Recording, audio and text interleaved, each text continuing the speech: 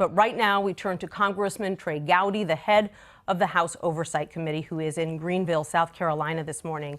Mr. Chairman, good morning. What do you say to these kids who argue that politicians like you who take money from the NRA have blood on their hands? Well, the first thing I would say to those children and my own is I'm sorry that you have grown up in a generation that has only known violence, and there is no sanctuary, there is no place of refuge. The schools aren't safe, the churches aren't safe, the concerts.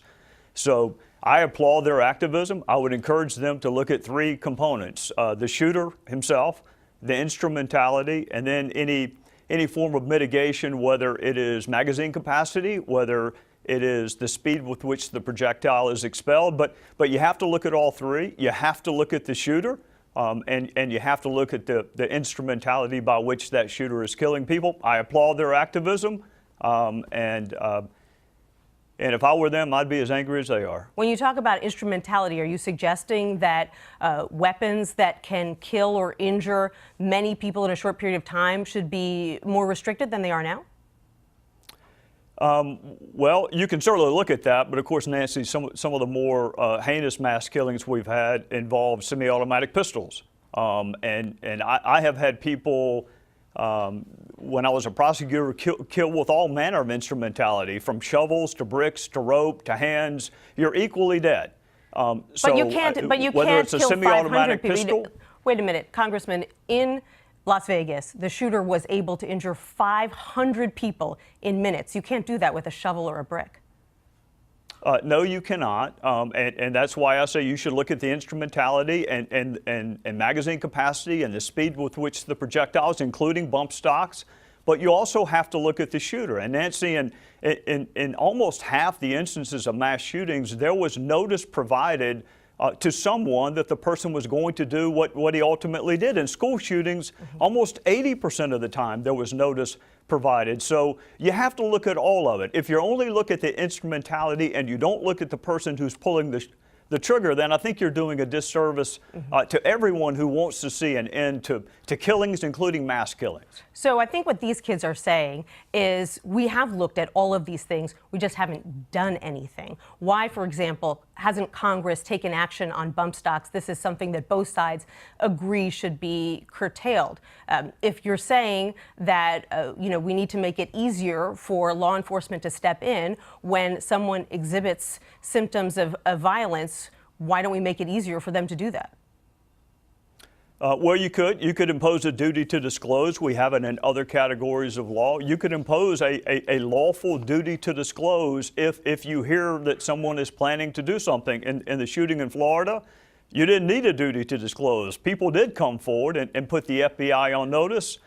Bump stocks turn semi-automatic weapons into fully automatic weapons. So fully automatic weapons are already illegal. So I am fine with doing away with any instrumentality that converts a semi-automatic to a fully automatic. So you're a member of leadership. When will we see a vote on that? I'm not a member of leadership, but I'm happy to ask them when and if we're going to see a vote. I don't know that it requires a vote of Congress. I think ATF could regulate bump stocks tomorrow. You're the chair of the House Government Oversight Committee, so I want to get your take on these 13 Russians who were indicted on Friday. You're a former prosecutor. What do these indictments tell us about how sophisticated this operation was and whether they're going to try it again? Well, they're definitely going to try it again, and I think what this indictment tells us is what some of us have known all along. Russia is not our friend. Russia has tried to subvert the fundamentals of our democracy. For those of us who supported Bob Mueller from day one and said give him the time and the resources and the independence to do his job, this is his job. This is exactly what we wanted him to do. I've known all along that Russia tried to subvert our 2016 election, and they're going to do the same thing in 2020 and every election thereafter, unless and until we do what the indictment said, which is we view this as America being the victim. In this particular instance, they used the Clinton campaign. They tried to disparage her campaign. Sure. Next cycle, it could be a Republican. But Americans are the victims of what Russia did. Not Republicans, not Democrats. All of us are victims. So then why hasn't Congress passed any legislation to safeguard our election? We have known about this Russian meddling now for about 18 months.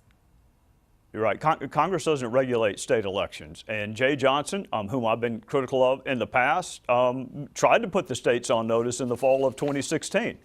It didn't get a lot of media coverage because there was an Access Hollywood tape that came out that same day. So you're better able to speak from your line of work as to why what Jay Johnson warned us of in the fall of 2016 didn't get much media coverage, but I don't think you want Congress regulating the 50 states in their election cycles. Sure, but you do have control, for example, over legislation that could require more disclosure from people on social media about who they are, who's backing them when they air ads online, for example.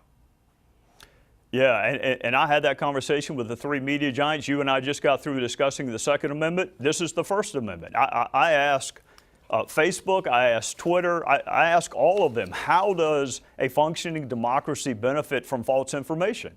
I can't imagine how we benefit from someone perpetuating lies, but I got silent. So that's a First Amendment issue. When you begin to regulate information, and I happen to believe in something called the truth. I actually believe that certain things are true and not true. But I couldn't even get the media giants to agree to that. So that's a First Amendment issue. I would tell all my fellow citizens to be really skeptical of anything you read on social media and do your own independent research. Sounds like Americans are all going to have to get a lot more skeptical about what they see on social media. Congressman Trey